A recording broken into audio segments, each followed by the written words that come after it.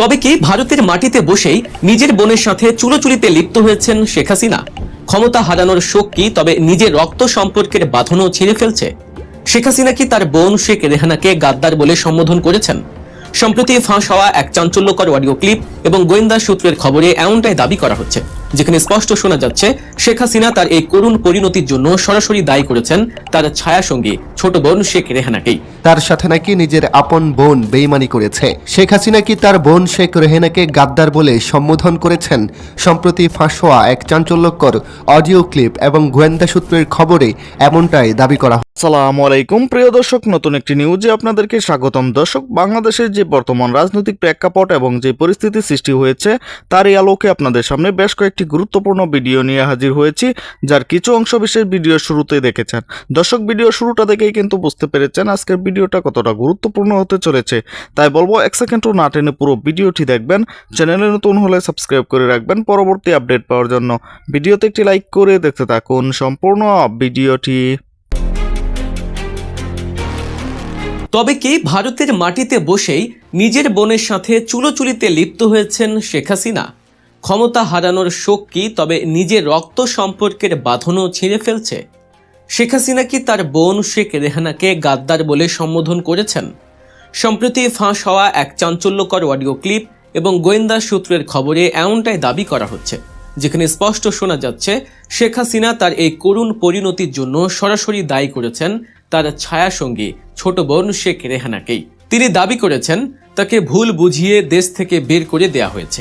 তিনি ভারতে আসতেই চাননি, তার গন্তব্য ছিল গোপালগঞ্জের টুঙ্গিপাড়া। কিন্তু ভাগ্যের কি নির্মম পরিহাস, বাবার কবরের বদলে এখন তার ঠিকানা দিল্লির এক গোপন ডেরা।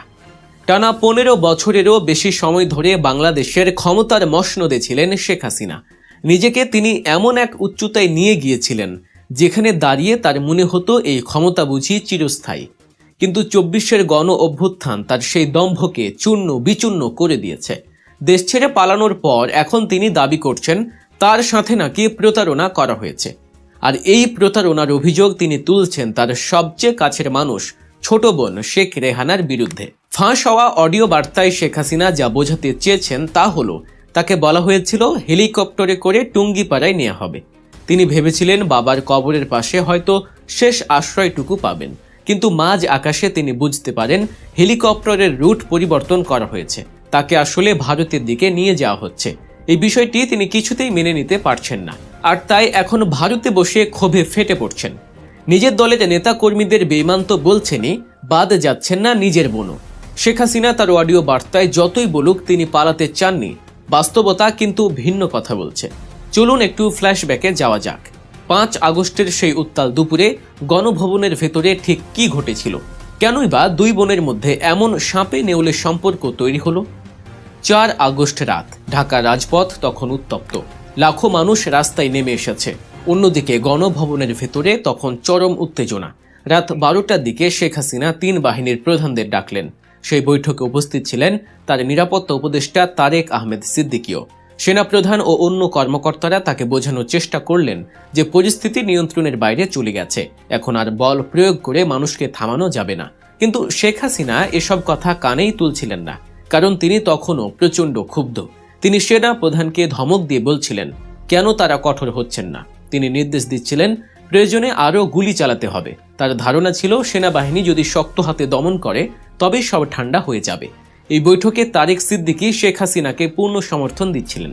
তিনি বলছিলেন সেনাবাহিনী যদি কিছু লোককে গুলি করে ফেলে দেয় তবেই বাকিরা সব ভয়ে ঘরে ঢুকে যাবে। এমনকি হেলিকপ্টার থেকে গুলি চালানোর কথাও তিনি বলেন। তারেক সিদ্দিকীর এমন কথা শুনে বিমান বাহিনীর প্রধান হাসান মাহমুদ খান প্রচণ্ড রেগে যান। তিনি শেখ হাসিনার মুখের উপর বলে দেন এই লোকটাই আপনাকে ডুবিয়েছে এবং আরও ডুবাবে। এই কথা শুনে বৈঠকের পরিবেশ আরও থমথমে হয়ে যায়। ঠিক সেই সময় ঘরে একজন অপরিচিত ব্যক্তি প্রবেশ করেন এবং বৈঠকটি সেখানেই তারা হুঁড়ো করে শেষ করে দেয়া হয়। এরপর রাত প্রায় 1:45 নাগাদ বাহিনী প্রধানরা গণভবন থেকে বেরিয়ে যান। কিন্তু শেখ হাসিনা তখনও অনড়, তিনি কিছুতেই পদত্যাগ করবেন না। পরদিন সকাল অর্থাৎ 5 আগস্ট সকাল 9টায় আবার বৈঠক বসে। এবার বৈঠকে পুলিশ প্রধান আব্দুল্লাহ আল মামুনও ছিলেন। শেখ হাসিনা পুলিশ প্রধানকে দেখিয়ে বলেন পুলিশ তো ভালো কাজ করেছে, তবে সেনাবাহিনী কেন পারছে না?